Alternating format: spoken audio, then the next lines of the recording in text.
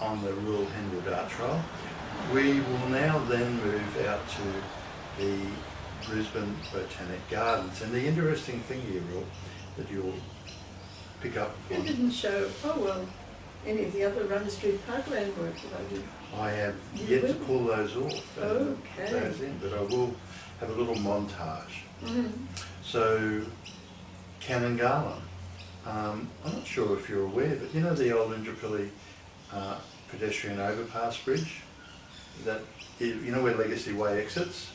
And you've got the roundabout? Yes, yes, yes, yes. That big orange structure, that's now known as the Canongarland overpass. I knew that there were moves to have that, and it was approved. As I said, it's just a wonderful little piece of history, serendipity, that sees your involvement in Canongarland and the Anzac Park.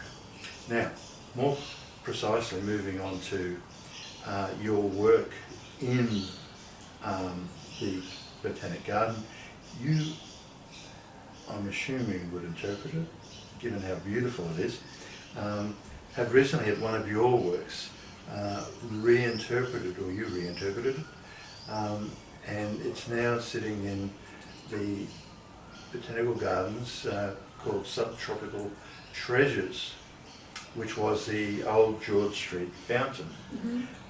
I think Subtropical Treasures is a delightful new title. It is a delightful new title. And I think it's delightful. It's more than delightful, I think it's exquisitely It's a treasure. It's exquisitely placed. I mean, you don't often see sculptures reborn and reinterpreted and sort of end up in such a wonderful setting. There's the one I want.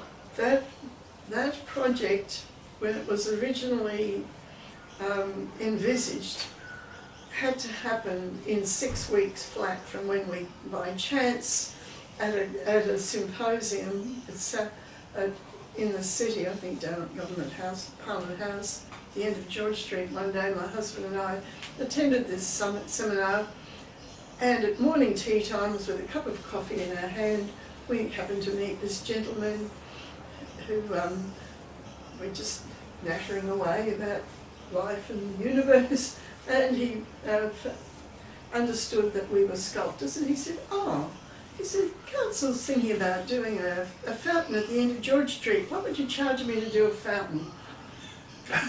Well, I mean, really, it just depends. But he said, with so-and-so dollars, I can't remember what it was, so many dollars cover it. We said, well, we could have a go. He said, okay, I'll send some paperwork out.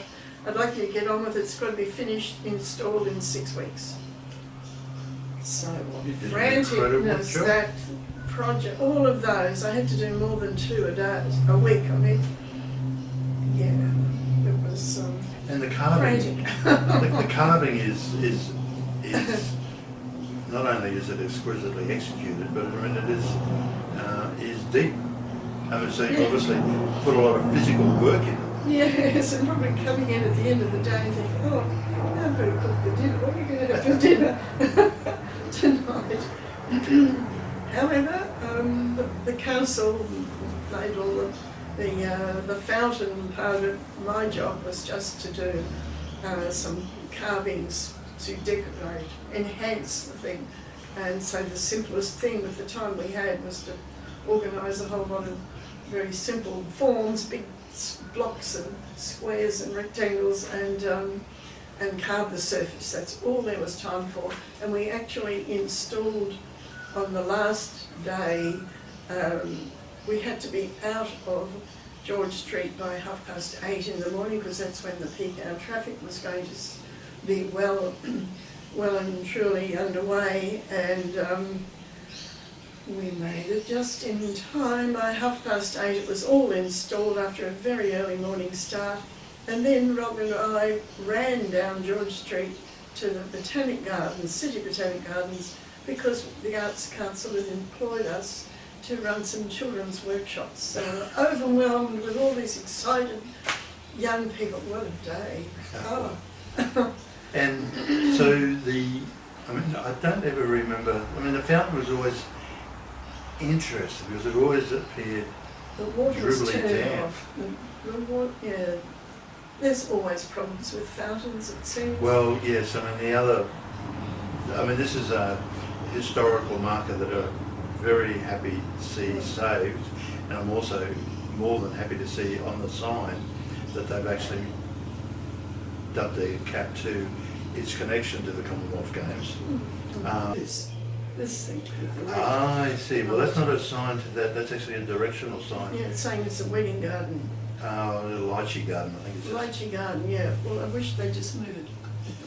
Or down there. Goes with it. No, this is the garden up here. That's Anyway, it's lovely to see all that mondo grass bristling around the base and softening it, and the grass is green. Well, it's also got rid of the concrete base that it's Yes, propped yeah, up on. they were meant Proper. to be. He is, I mean, Dale Arvinson, the curator of the gardens, I mean, he's got the most incredible green thumb I have ever seen in a man, I mean, or a person. Incredible work that he does. The garden is just drips with lushness at the moment. Well, as this is a wedding lawn, I imagined all the beautiful brides and grooms traipsing down there and draping their gowns over all those sit in grandeur like a great throne for the wedding groups. I bet it'll happen. It's already happened, probably. Don't you think? Yeah. Now,